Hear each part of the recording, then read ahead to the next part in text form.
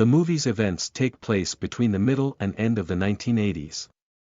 The plot of the movie is divided into different time periods. The present events are depicted in color, while the past, as told via the memories of the Disciples of Christ gang's neo-Nazi brothers Derek and Danny Vineyard, is shown in black and white.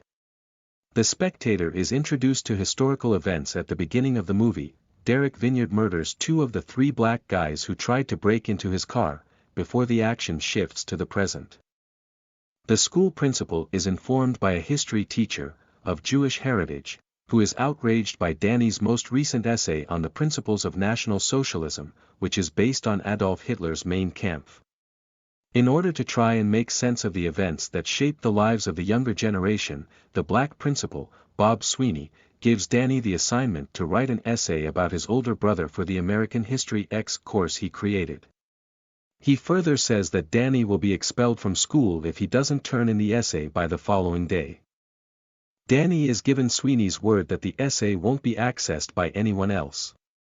Danny stands up for a white boy at school who is being attacked by a black man, Bob Sweeney, who had once been Derek's teacher and had seen how his beliefs developed, shows up during a meeting of the Apostles of Christ research team.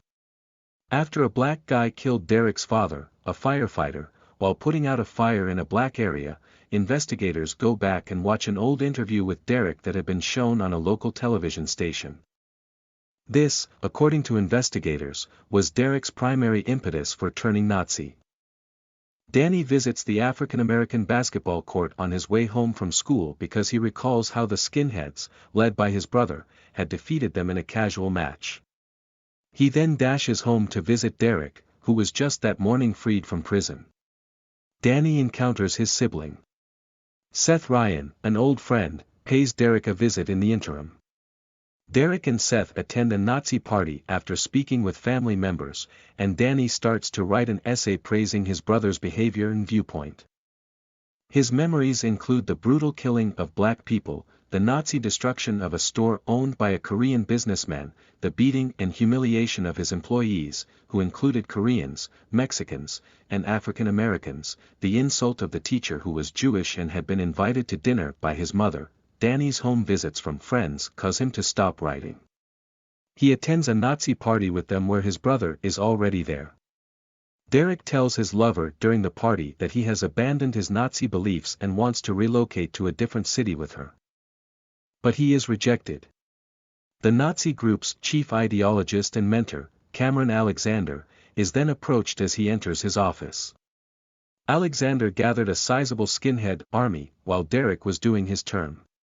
Derek tells him that he's going to put his past behind him, but as the talk continues, his tensions fray when Alexander tries to sway his mind, leading to the beating of Cameron and a commotion.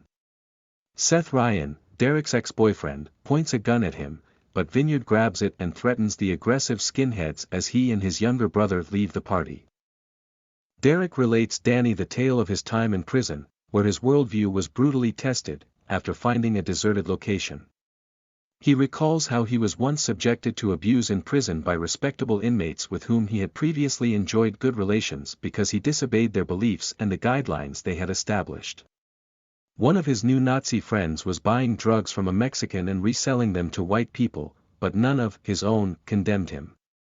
Derek sought to persuade his fallen comrades in arms to change their opinions and stopped communicating with them.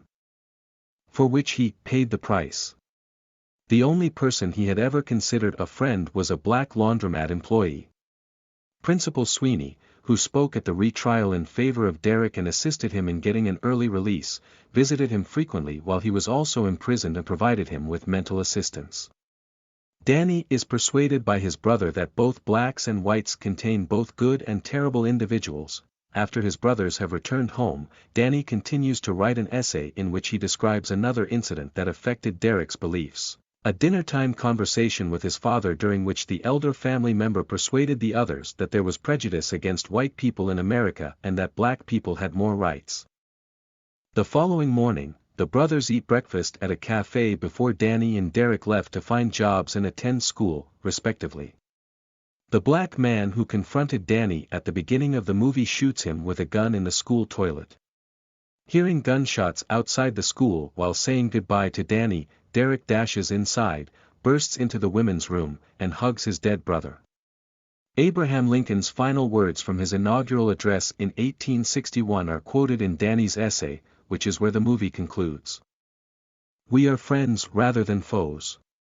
We cannot be adversaries. Even though the ties that bind us together as friends aren't always strong, they shouldn't be severed. When, inevitable as it may be, our hearts are filled with our best emotions, the memory of this friendship will naturally follow its course."